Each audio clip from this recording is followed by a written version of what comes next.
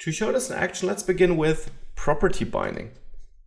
I'll first add another heading here, which says string interpolation,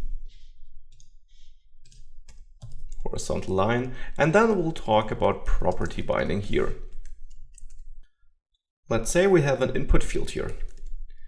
Type text is okay. Now I want to set a default value. I could do this by adding the value attribute, which is nothing to do with Angular 2. This is default HTML code, and add text.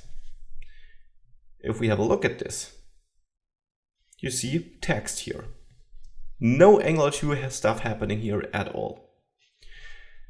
Now I will get rid of this text and instead use string interpolation to output string interpolation.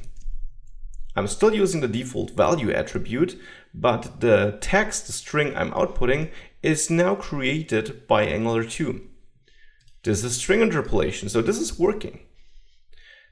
This is one way of doing this. Another way would be I use the value property binding. Now I add brackets around the value here. Now it's no longer a default HTML attribute. It's instead referring to the DOM value property.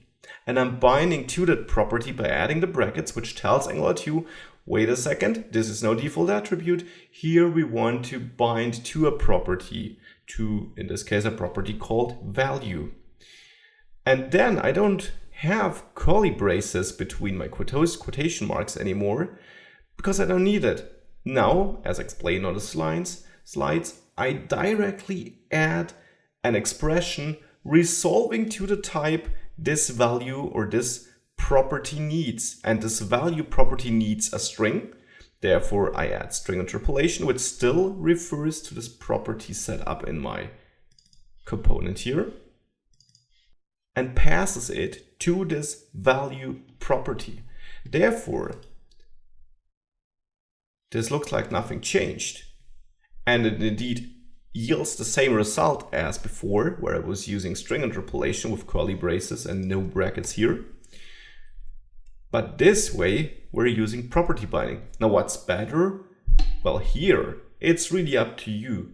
But oftentimes, you only have one way of doing it, or it's clear that you want to do it like this, especially when working with custom property binding, which I will show you in a few minutes.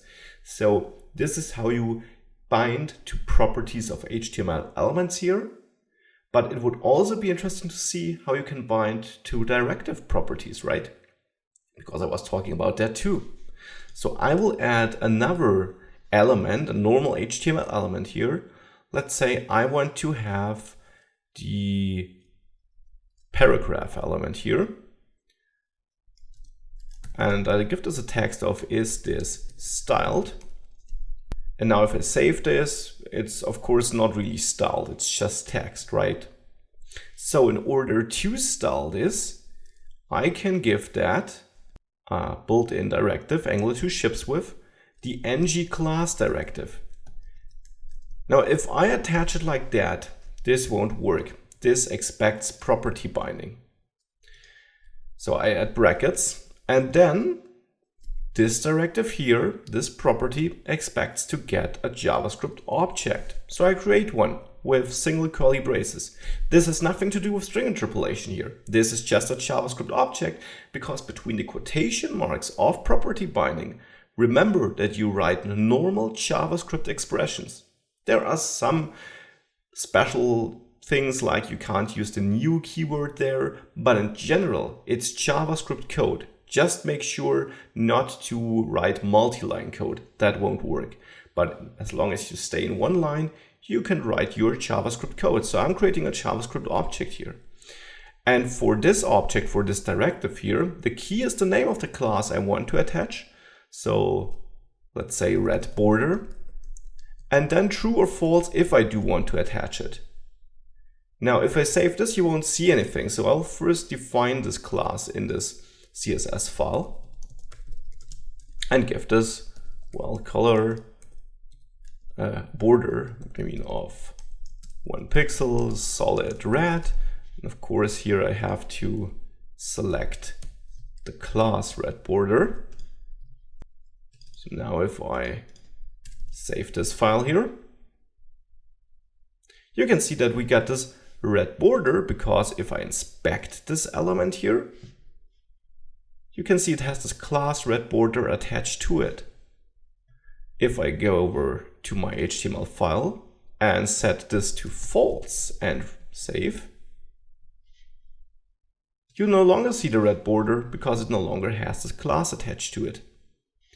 And of course, you can not only hard code this like I'm doing this here in this template, but you can also do this dynamically. This false might be the result of, let's say, a method call on test, and then in the data binding component, you would have this method on test, which might return true. Save this, and you got the red border again because this returns true, and this is the expression executed here. And this, of course, is a way to allow you to write multi-line code again.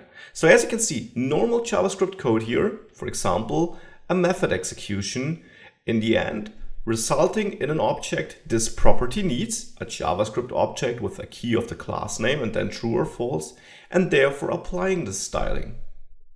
Now, besides ng-class, we also have ng-style, which has as a key the style name, so let's say color for the text color, and then as a value a string defining the style. So let's make that green. Now you can see that this is green text because, well, I set this up right way to write this. I could also make it blue, of course. So it works pretty similar, again using property binding here to make sure that we're passing the data this directive needs, as this directive has a property bound to the outside, to work correctly. And this will certainly become 100% clear once we start writing our own property bindings, which we'll do in the next video.